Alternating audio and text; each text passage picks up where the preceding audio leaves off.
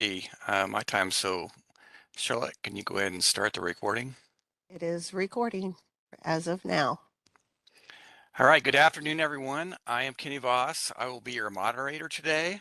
It's my pleasure to welcome you to today's webinar on strategy and tips for good communication.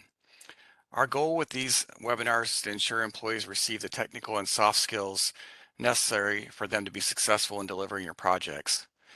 Before we get started, I have a few housekeeping items that I'm going to go over. First, we are scheduled for an hour today. We're going to be basically presenting and then taking questions afterwards. We are recording today's webinar, as we just recently said. We'll place the recording in Mo.U for future reference. We will also add this webinar to the course catalog for program delivery training, and the Mo.U YouTube channel will also be out there for external use. We are using WebEx for your WebEx login name for registering your participation in today's webinar. So please make sure that you use your first and last name so that we can accurately get you registered for today's webinar. All lines are muted during the presentation. The question and answer function is open, so I encourage you to send questions to the all panelists in the Q&A pod. We will answer those after the presentation. And after we answer the question and answer pod, we will open it up for verbal questions and allow you to use the raise your hand function within WebEx. One other thing I wanted to point out is there are some reference documents for today's webinar. We have attached those to the Mo.U class link, so you can go out and get to those after the presentation today, or during the presentation if you want to do that as well. So I'm excited to say that for today's webinar, we have Linda Horn from our MoDOT's communication director. I'm excited to have Linda share with us today some of her strategies on good communication and share some of her past experience working on various projects around the state. So at this time, I'll hand it over to Linda. Great, thank you, Kenny. Before I get started, I just thought I'd give maybe a 2 or 3 sentence introduction for those of you who don't know me. I am currently the communications director for MoDOT. Starting tomorrow will be my 31st anniversary of working at MoDOT, and I've worked in central office as well as a large portion of my career in the St. Louis district. And have worked on 5 design build projects as well. So the tips and strategies I'm going to share with you today come from a career's worth of bruises and scrapes and black eyes and successes as well. So I hope that you guys can pick up a lot of good tips today. We're going to go quickly through some of these things, but I hope it gives a nice overview. And I do provide more detailed training into each of these components, but this will give a highlight on a couple different areas. So I'm going to start the presentation today. This is what we're going to go over. We're going to give some general information about public involvement and some strategies on that, as well as tips for talking with customers, some public speaking. So when you are asked to give a speech, some good tips for how to do that, how to put your presentation together and good visuals. And then finally, for the lucky ones of you out there who actually have to do media interviews, I'll give a few highlights and tips on doing media interviews.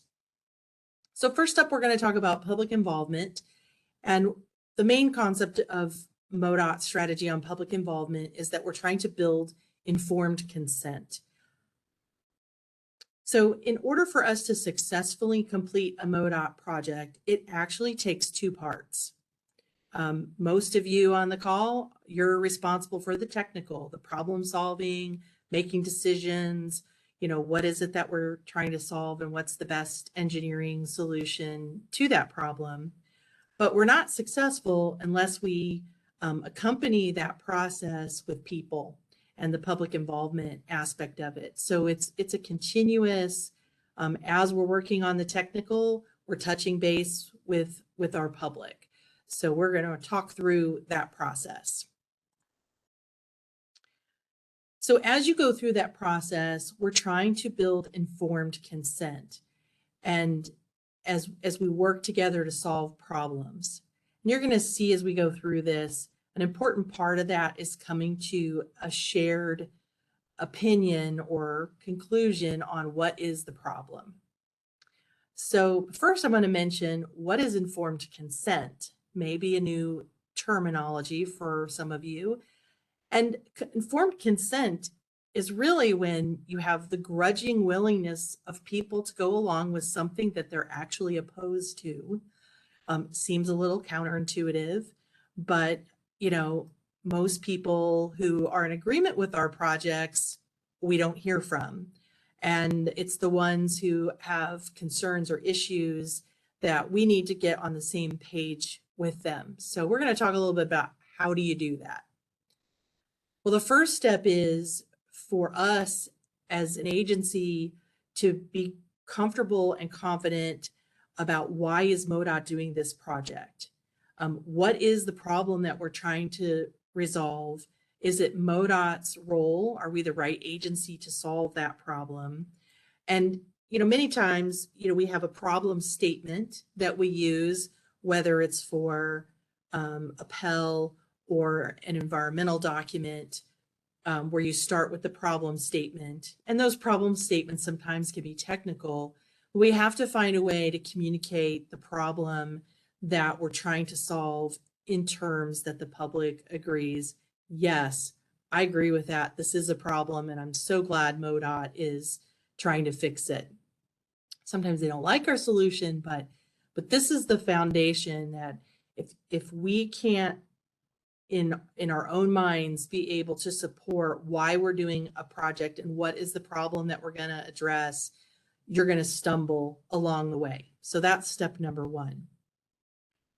And you've got to sell the problem, not the solution. And this is really hard because we get really excited when we create new things like the diverging diamond, or now we have the new displaced left, or we come up with some new variation on a roundabout. And as engineers, I know that you get very excited about that. A lot of times public's not really excited about those things. It's change and it's different. And so it's important in our messaging about the project that we're always selling the problem that we're solving and that our solution is going to help solve their problem, and not try to sell them on this is the greatest roundabout they've ever seen. Don't they love it? Because it's difficult to get folks to come along board with that. So when we talk about who is the public or who are our stakeholders, it's lots of people, right? And this is a word cloud. We've all seen these things. And inside this word cloud, you'll see all kinds of words in there. Schools, the public, elected officials, but it could be farms, it could be restaurants, it could be a sporting facility, it could be a state park, a college, a historic district, or some other major tourist attraction. Every single project that we work on, yeah, they have the same ones, right? The general ones, but every project you've got to drill down into who specifically is right there. Are you working on the road next to the Mizzou Stadium, or are you working on the road that leads to a state park? And you've really got to find those exact stakeholders and make sure that you have a plan to reach out to them. And an important part about this is to think about the project through the eyes of the other person, or put yourself in their shoes. So as you're working on the environmental, the planning, or the design aspect of something, think about it. What if this was the interchange that you used every day? Or what if it was the entrance or the street that goes into your neighborhood or goes past your kid's school? And look at the project not from you're trying to solve and come up with a solution, but look at it in terms of how our public sees the project and how we would communicate that. And of course, we all experience different forms of opposition on our projects. Opposition can be lobbying, letter and email writing campaigns, reaching out to politicians. I'm going to call the news media. We're going to have a protest. They file a lawsuit. I've dealt with all these things over the years. When those phrases start bubbling up, is definitely a moment where you need to pause, work with communications, and figure out how to address this opposition. Make sure you're really focusing on the problem and trying to come to a consensus that there is a problem there that you're trying to solve. And again, many times it's that they don't like the solution, or they want us to fix it, but not in their backyard, in their neighbor's backyard. So, but this, when you start to have these levels of opposition, it's definitely a red flag that you need to do a little extra work on public involvement.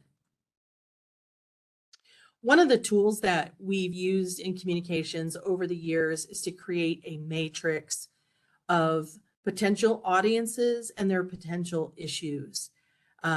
So this is just a sample. It's fairly generic, but hopefully it gives you the point.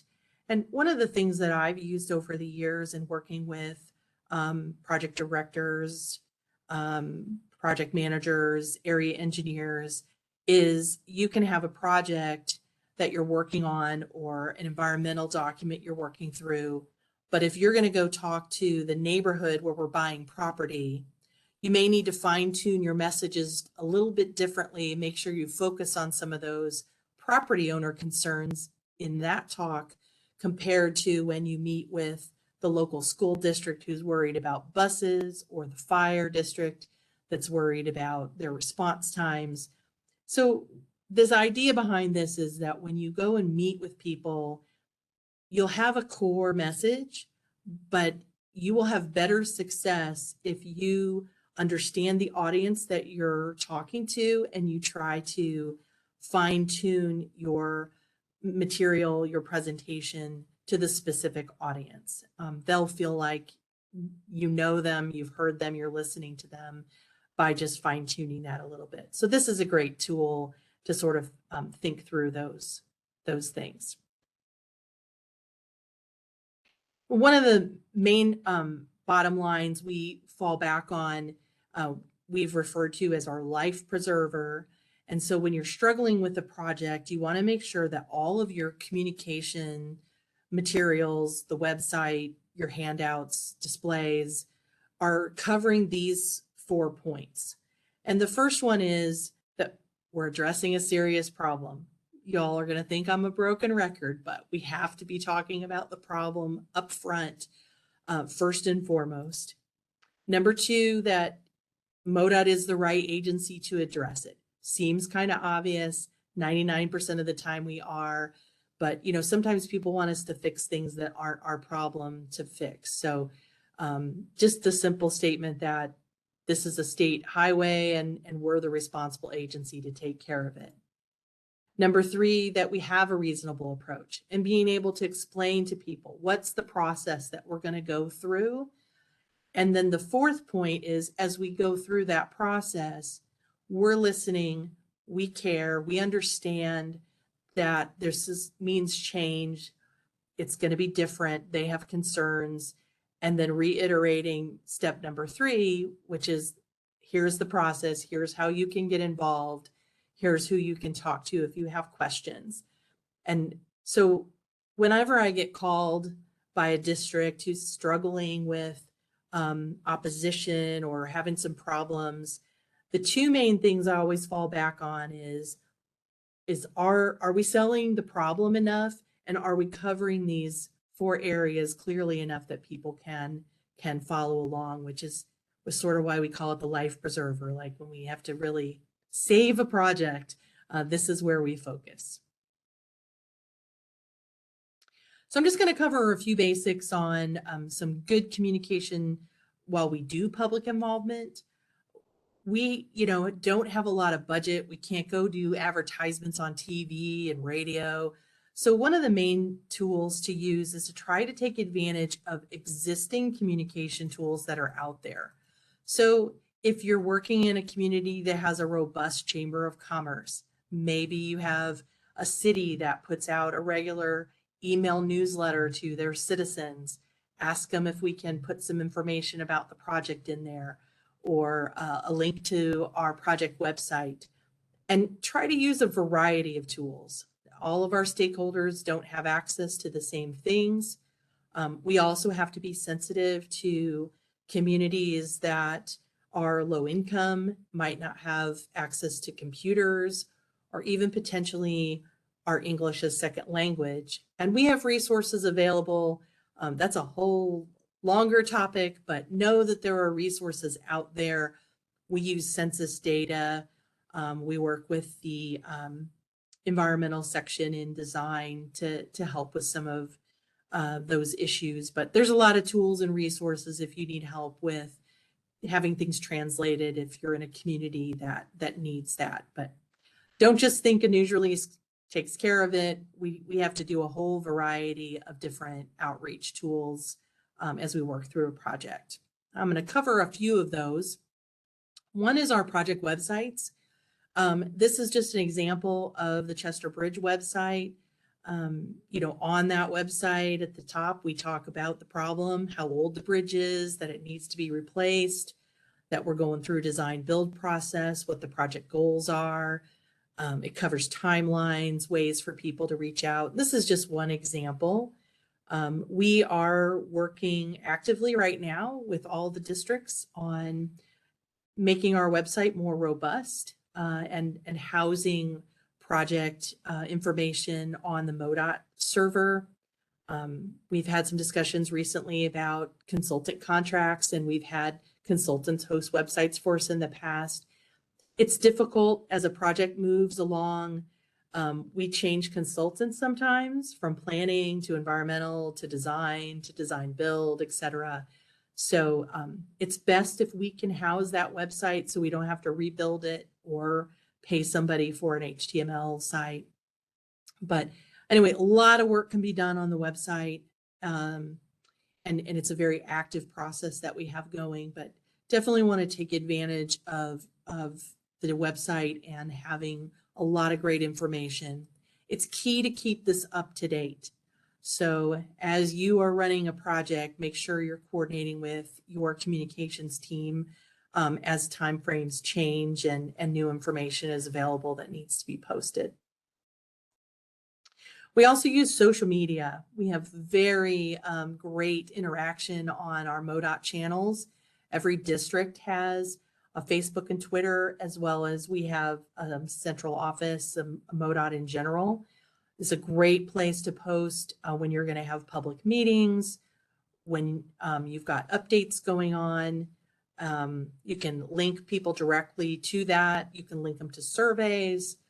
And certainly once we get in construction, we use social media to share when there's lane closures and traffic impacts that we need people to know about. Hosting public meetings online. We've been doing a version of a virtual public meeting online for about a decade. Certainly during the pandemic, this kind of became our one and only way of reaching people. And I think we've gotten better at it during the pandemic, but this is just one example of a project down in the Southeast where they've got the meeting handouts, there's a simulation, you can get information on if we're buying your property, and then the public hearing presentation is talked through, and folks who weren't able to attend, or if it was only a virtual option, they can watch it at their leisure.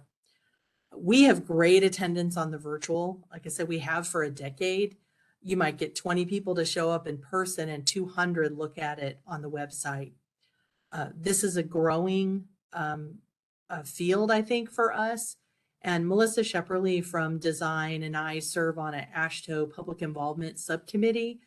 And we meet regularly with the other state DOTs, and we all share new tools and techniques to help with public involvement. So if you ever have a question, certainly reach out to Melissa or myself, and we're always asking questions and trying to find new ways of reaching people. So again, we could talk all day probably just about how to do good online public meetings, but it's important aspect of how we communicate with our public.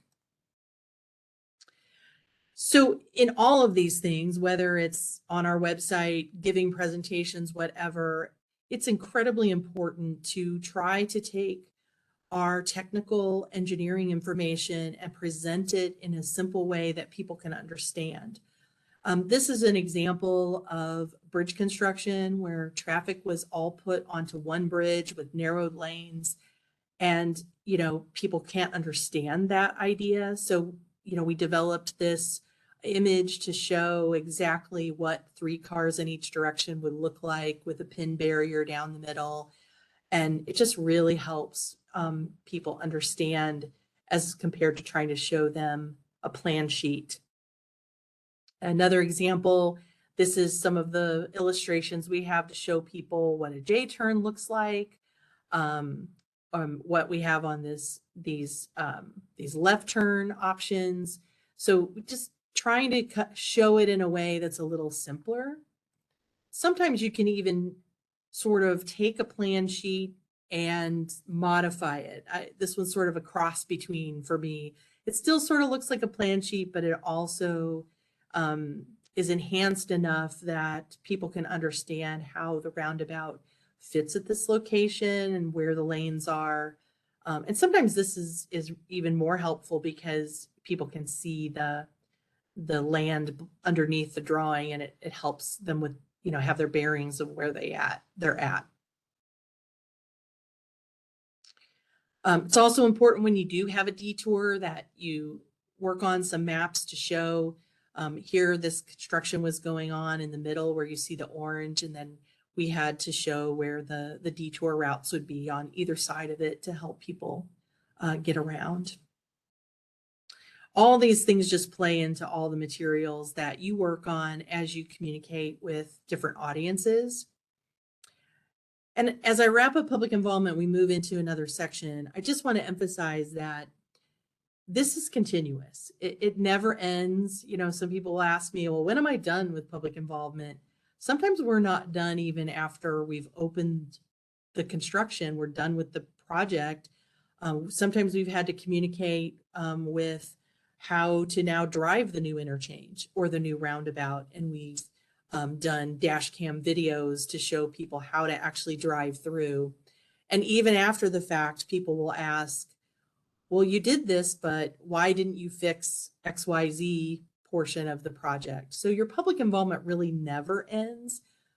I will say though, as we move planning to environmental to design and into construction, it's important to be constantly aware of what is changing with your audiences.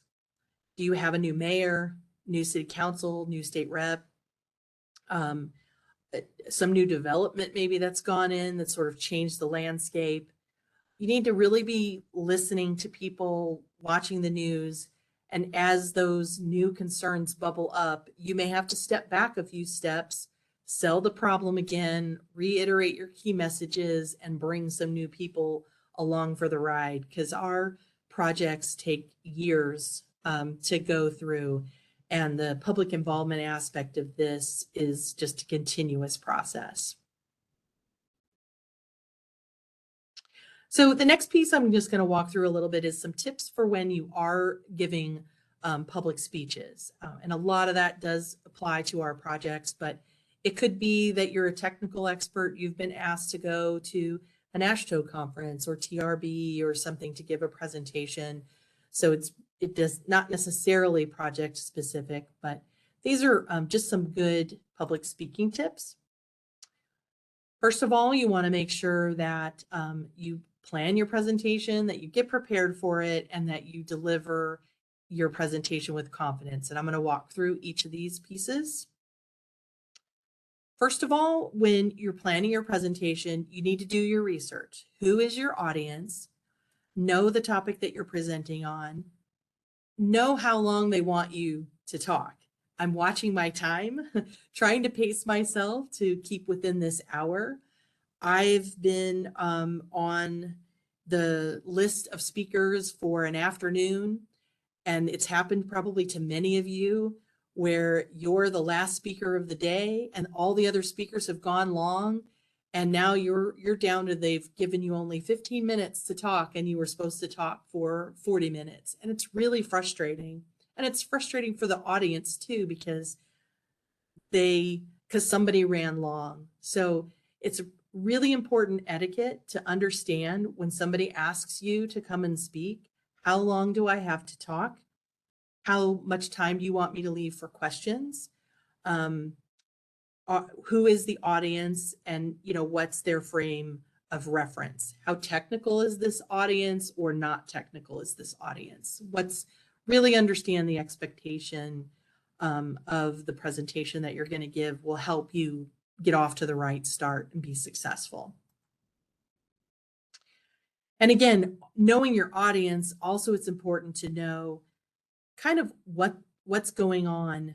Are they friendly? Are they hostile? You may have thought you were just going to a chamber meeting, and then it pops up in the news that some business says they're going to close because there's too much traffic at this interchange, and now you're walking in and you thought they might have been a friendly audience, and now they've got this issue that they're going to be sort of picking on us about. So you just want to be aware of what is going on in a community, and so you just don't get blindsided by what your audience is going to ask you. And then for yourself, you really want to be knowledgeable about your topic. A lot of people have asked me, like, how can I help my nerves? So the more knowledgeable you are about your topic, the more familiar you are with it, the easier it becomes. And you're not going to wing it. You're not just going to stand up there and figure out what you're going to say. You want to know your topic inside and out, and it really will help ease your stress and your anxiety about it. As you talk to a group too, I always find that it's important if you can share a connection, a shared experience. Working in St. Louis, I'm a lifelong St. Louis resident. And when I've worked on projects in my home county of St. Charles County, or if it's an area that,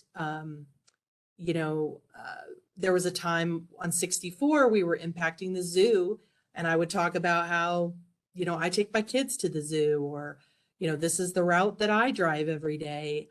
And then people stop seeing you as some government bureaucrat who lives far, far away, and they start to see you as a local and somebody who gets it and sees the situation the same way they do. Sometimes those connections can really help ease a crowd and be a little more friendly towards you.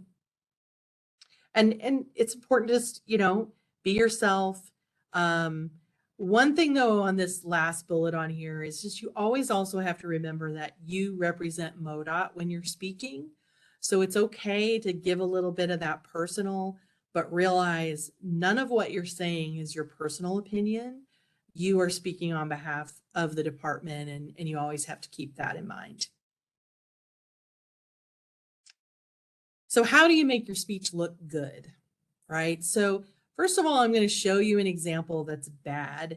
And some people have asked me, what is this typeface? I don't know what this is. Oh, I was afraid that was going to happen, Kenny.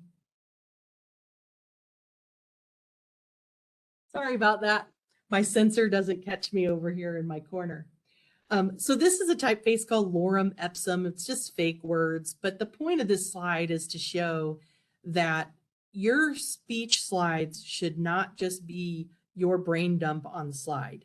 They should be bullets. They should be short and sweet. And you're talking prompts, not necessarily every word that you're going to say.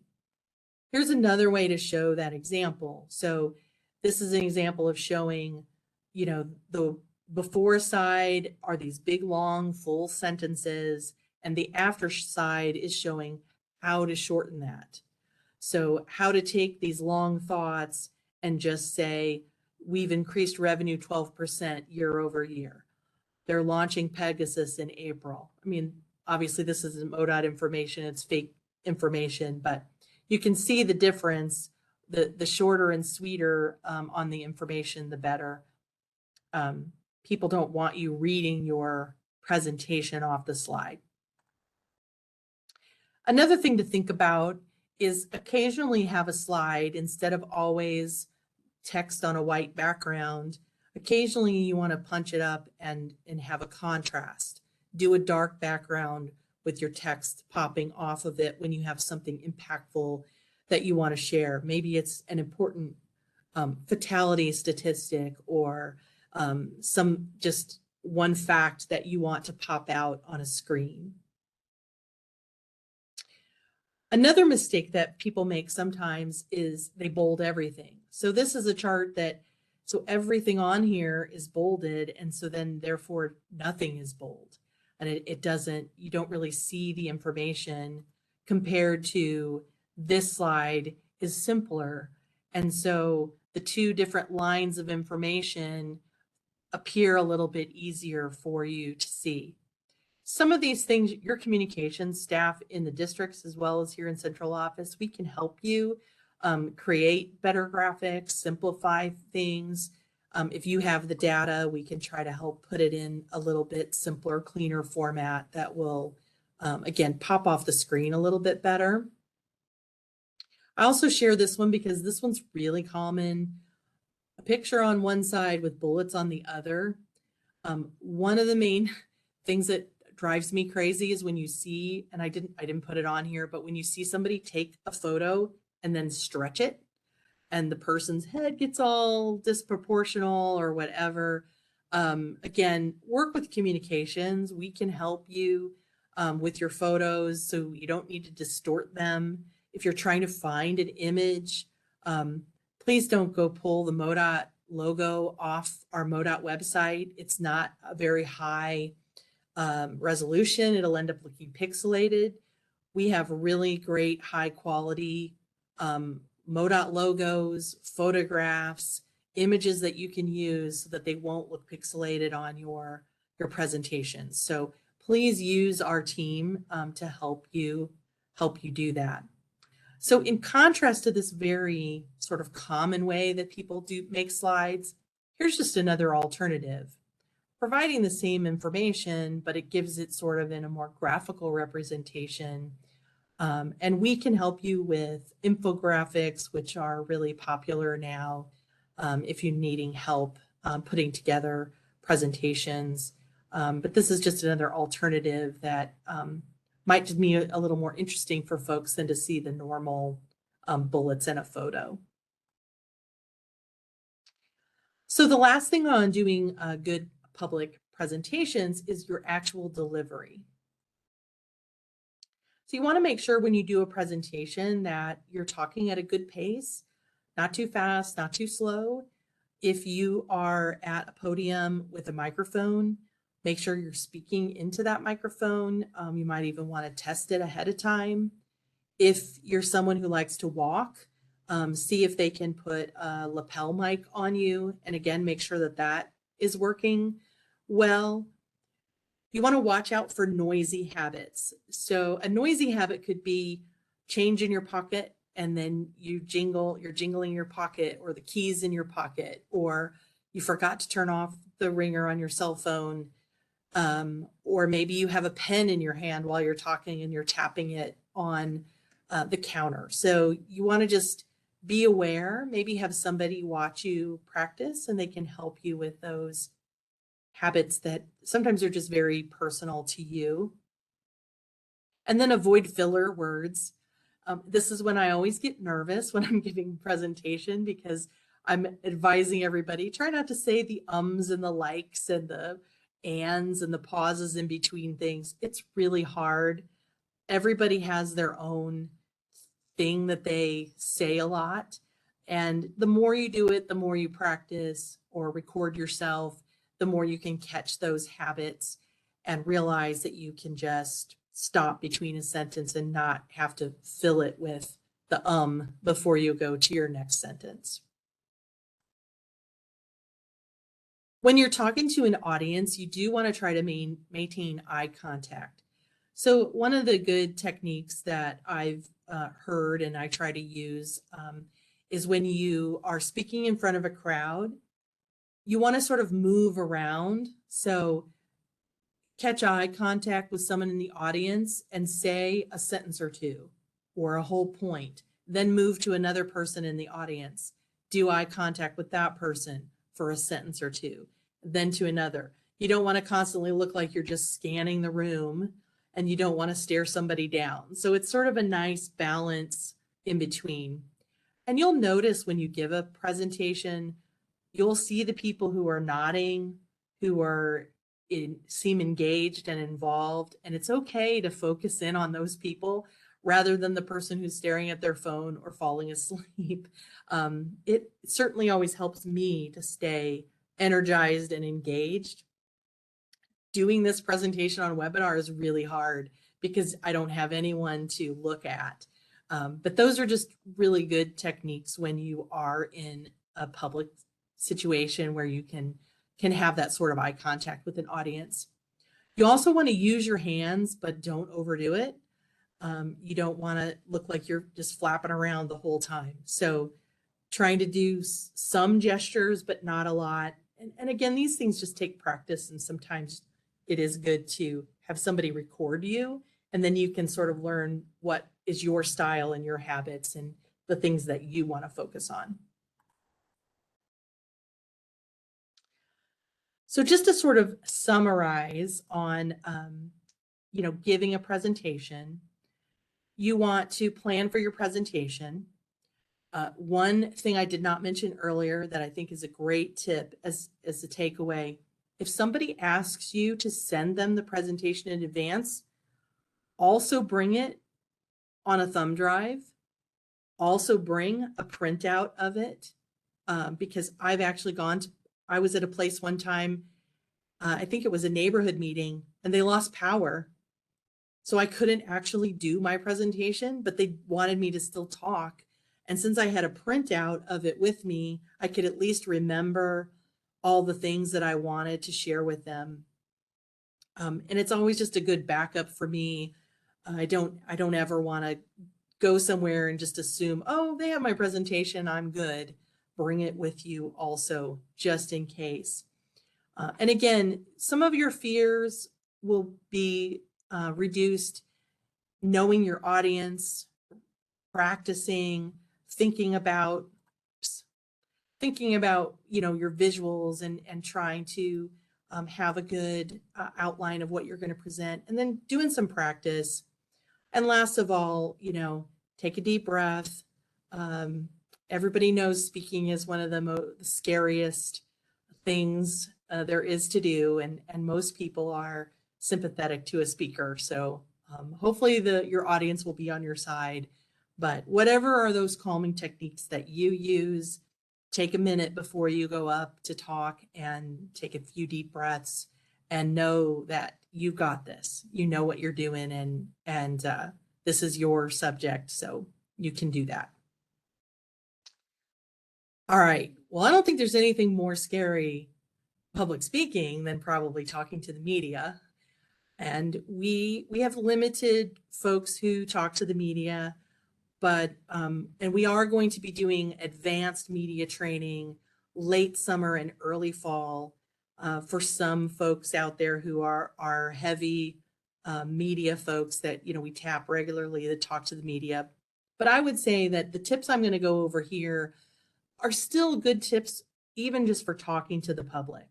Because as we prepare for doing a media interview and how do we create our soundbite, it's kind of the same as how you might respond to a letter or an email or a customer call. You can use the same tips. So we're going to go through a little bit of these media interview tips here.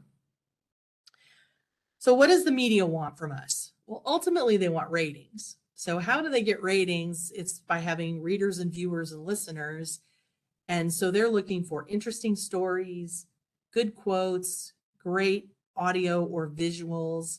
They want contacts, which at MoDOT, the communications team in the districts and here in central office, we are the primary media contact. We ask that all media work through the communications team to determine what they're asking, and then we find the right MoDOT expert to be the one to do the interviews. So the types of interviews that we do can vary because the media, we have print media, which typically is longer. They want a lot more details. We've got radio where they're looking for a short soundbite. When you're talking about television, they want the soundbite and they need the visual. And they're much more interested in being on location with us somewhere. And then for online, they're looking for interactive content, MoDOT websites they can link to, things like that. So we have to sort of vary what we're providing based on the type of media that is asking for information. But there are the 6 most important words to remember when we're working with the media. And as a trained journalist myself, it's the who, what, where, when, why, and how. So who is doing what? When and where are they doing it? Why is it newsworthy? And how do people get more information? So when we are focusing in on a media request or we're trying to get our story out to the media, we're trying to focus our talking points around these 6 things.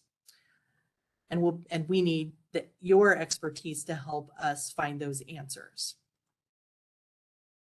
And ultimately, the media, as well as the public, what they really want to know is what's in it for me?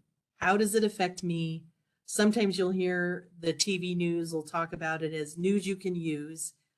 And pretty much everybody wants to take the topic and focus it down to the local area.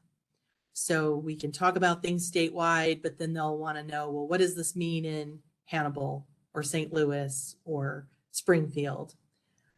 The public and the reporters want to know, why should they care about this topic? And ultimately, how am I affected? Are you closing lanes?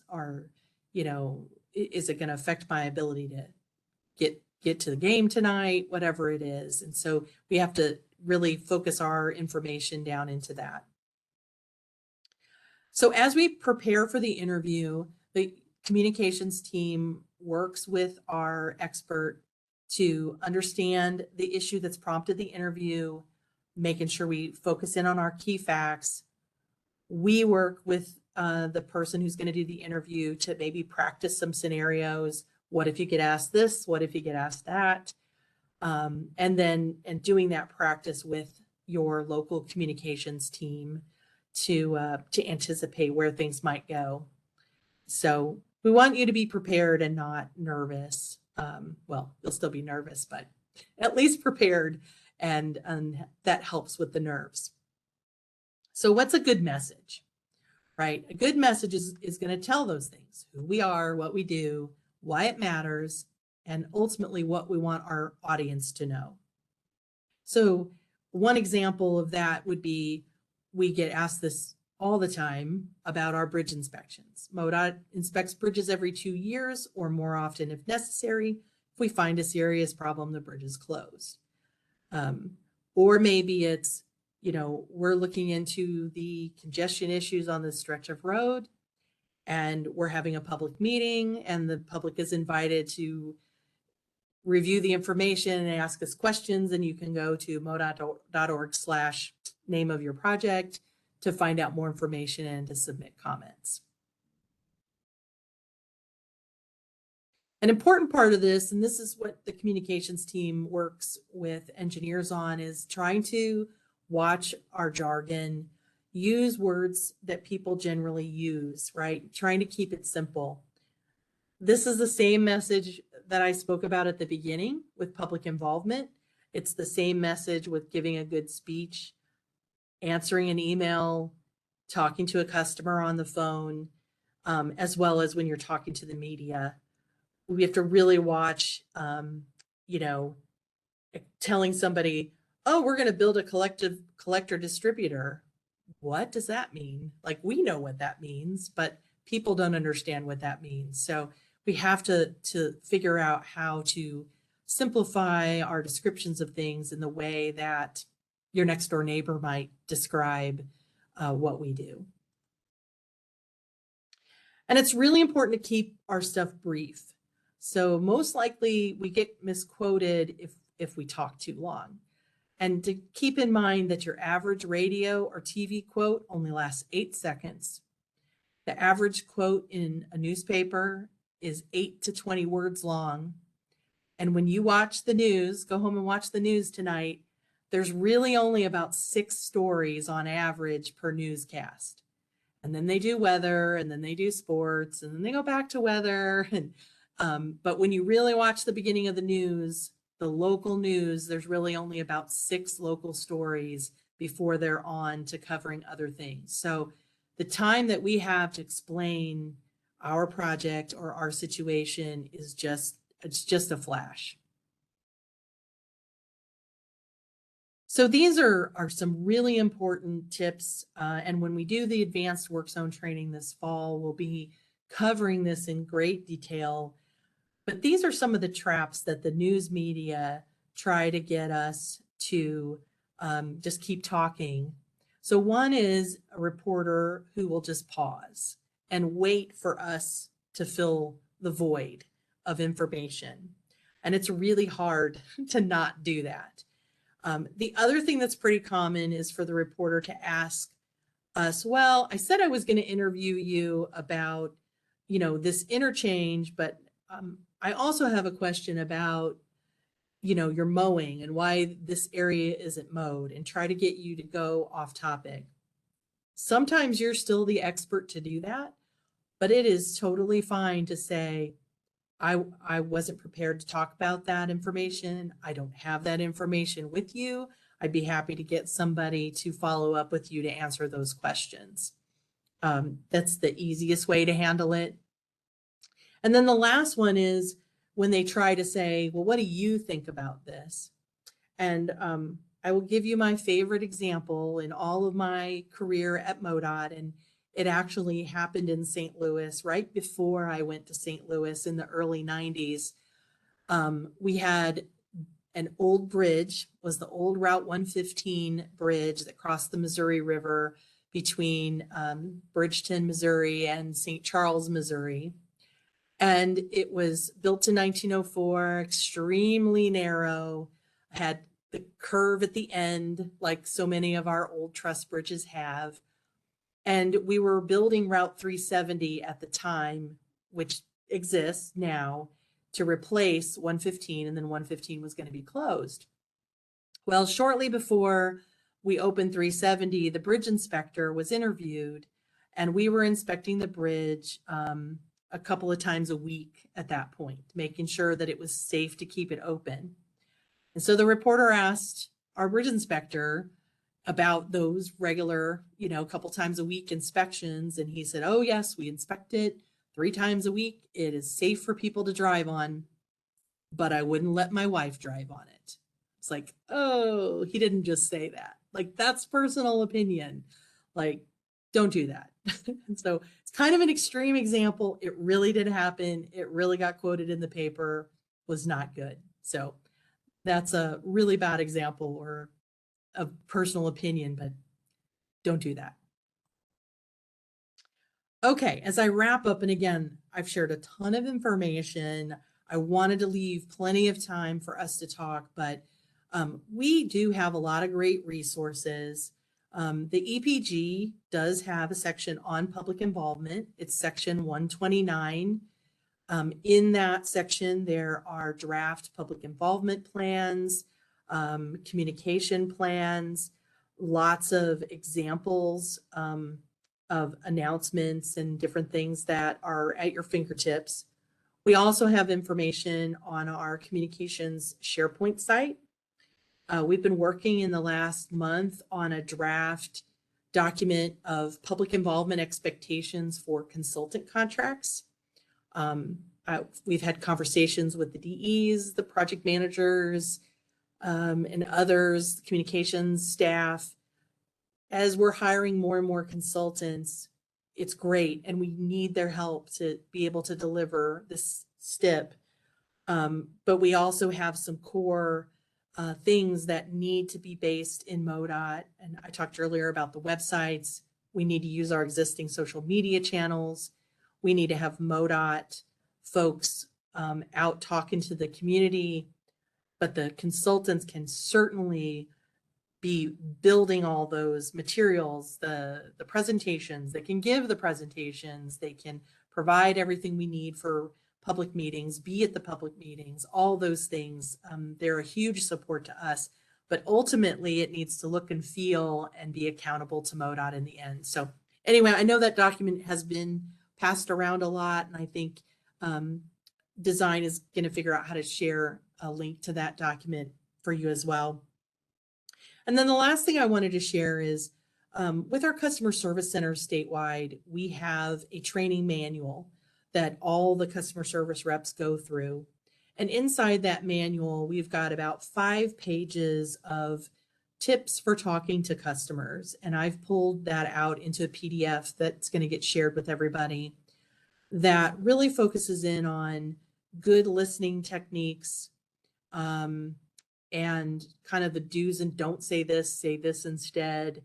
And then some information on really how to deal with irate customers and what we train our customer service reps when somebody is cussing them out and won't stop, and how we handle those situations. So that it's just another good resource of information that I wanted to make sure everyone knew.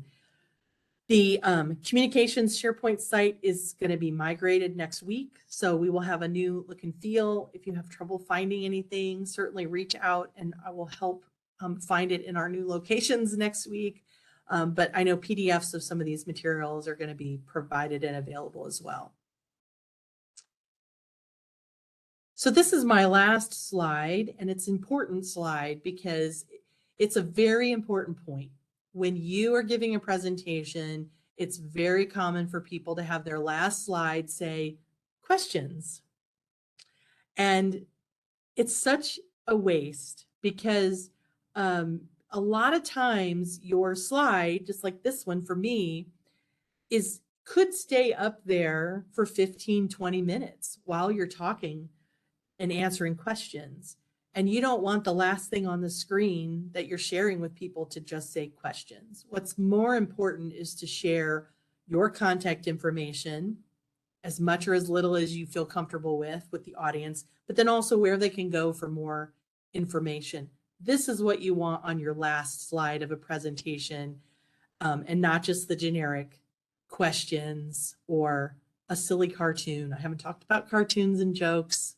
I'm not a big fan of cartoons and jokes.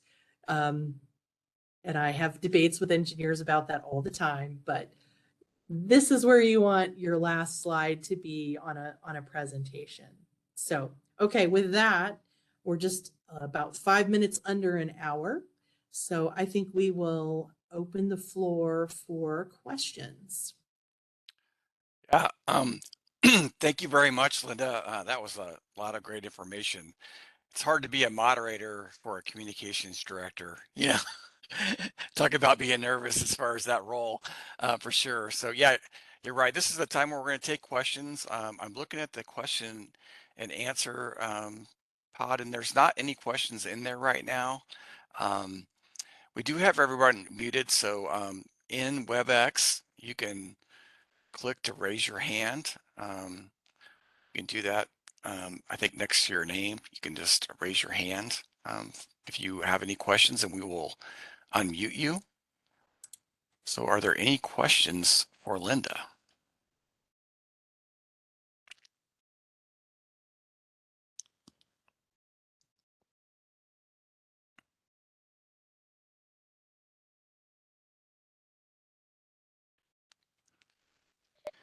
I do not see hands raised at this time.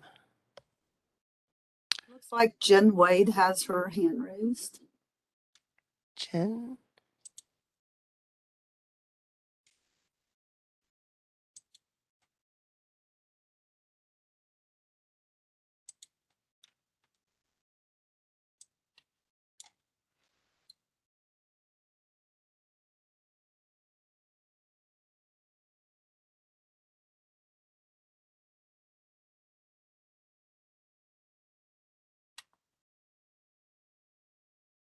Kenny, while Charlotte's working on that, there's some questions in the pod.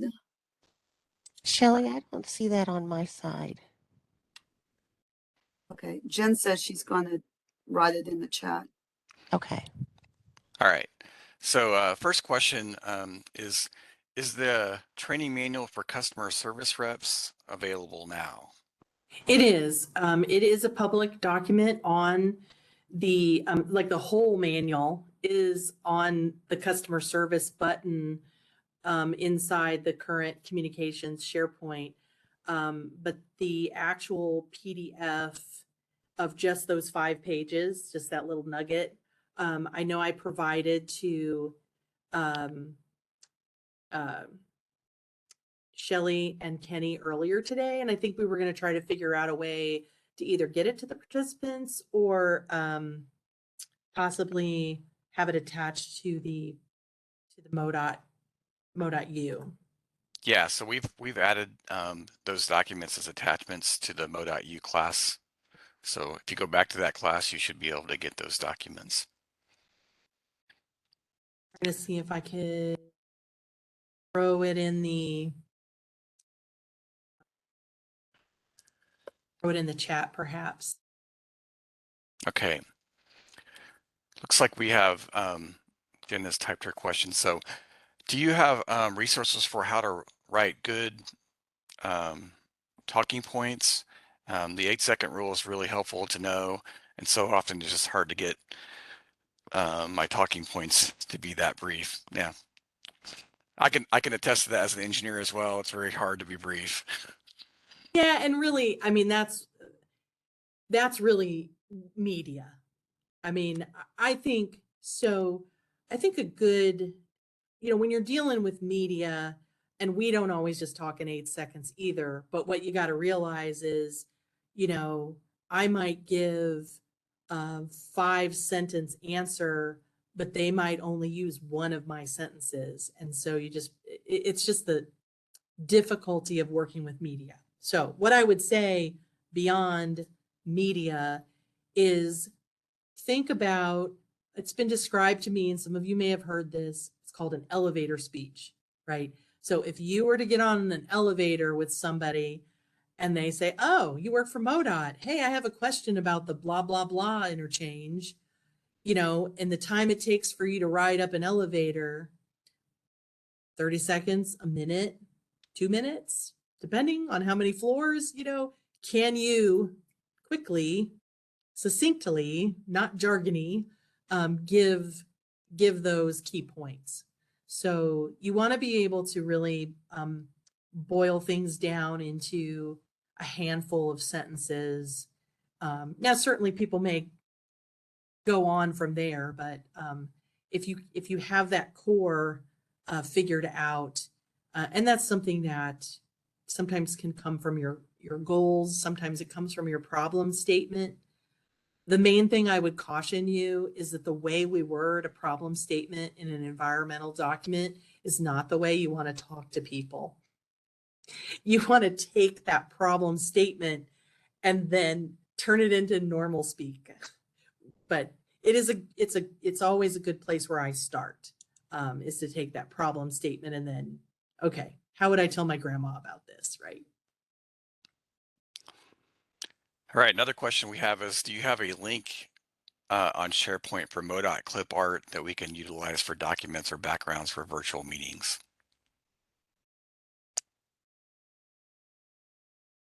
Not really. And I would, no, I take that back. We have on our SharePoint, maybe I can, again, we're being migrated next week, so I'm a little nervous about showing, but let me share what our current screen looks like. And, we'll have something similar. I mean, it's in the new format, but okay. So do you see my screen, Kenny? Not yet. No? How about now? Yes. Okay. Oh, hold on. Okay. Okay, so this is our current communications division site. This is the customer service center button. that if you click on that, there's a manual tab and then the tips are in there. But then we also have templates and logos. So inside templates and logos, you can find the MoDOT, you can find access to the MoDOT logos. You can also find PowerPoint templates. So we've recently uploaded a variety of different templates that you can use. Just so it's more than just the old. For a while, we were only using that gray with the orange logo, right? So we've got some new ones in there. We've got logos in here that you can use. And really, if you're needing help, I would really recommend you work through your customer or your communications team in the districts. We also put in some virtual backgrounds. So there's one for every district. So if you want the, meeting background that has the MoDOT logo and a certain district on it, we've got those as well. So again, that was under, when you're on our homepage, under the templates and logos. Now, in terms of photographs, I would caution using what I would deem as just general clip art. But we also have a very robust Flickr account of MoDOT photographs.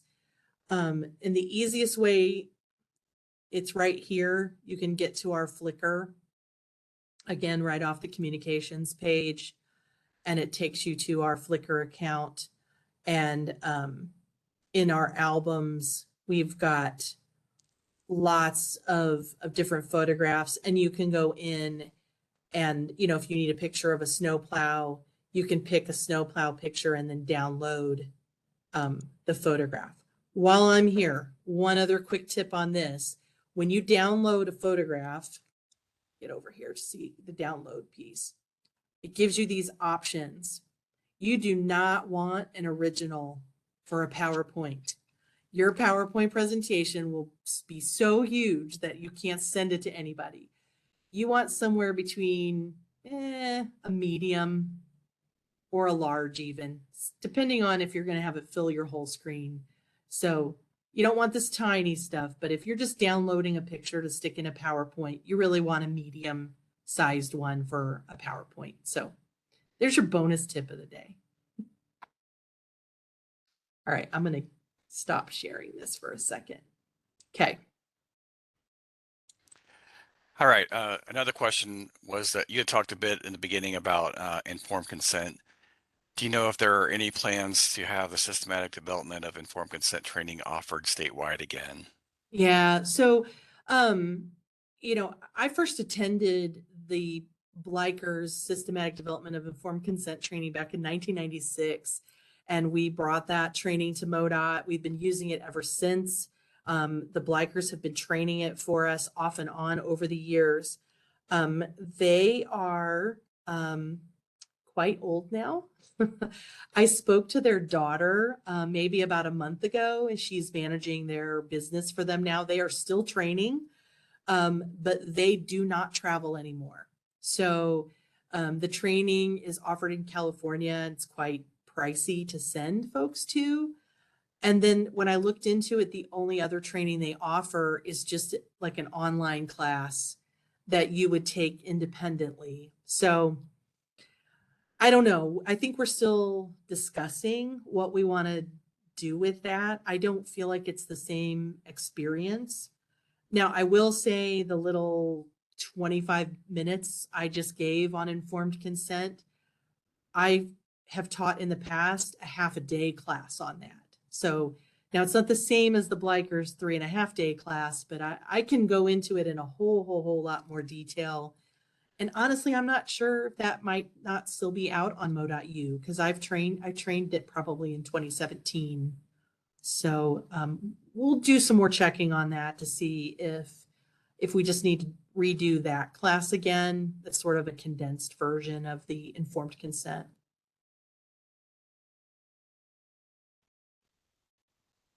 I think that was the last question in the Q&A. chat room there. So are there anybody with their hands raised?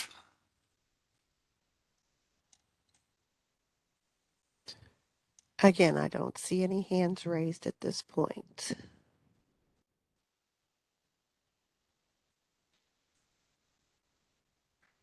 So No we, hands. we are your team. One thing I think I would mention as well is that we are working right now on a new roundabout video. Our videographers were out 2 weeks ago traveling around the state, filming some different locations, some singles, some doubles, some what I call the weird ones, the unique designs. And we're working with design on the script to update the roundabout video that we have on our website. So hopefully that will be helpful for all of you. And I would offer that, again, with this very large program, if there are things that you need, we don't need to create it 7 times. And, we can help create visuals, videos, explanations of things. So then you guys can just plug it in and play and use that information. I know different locations have their unique aspects to it, but when you're trying to explain to somebody how a DDI works or a roundabout works or noise wall policy or whatever, we can certainly help with those materials. So work with your local communications team, work with us, and know that we're a resource here for you.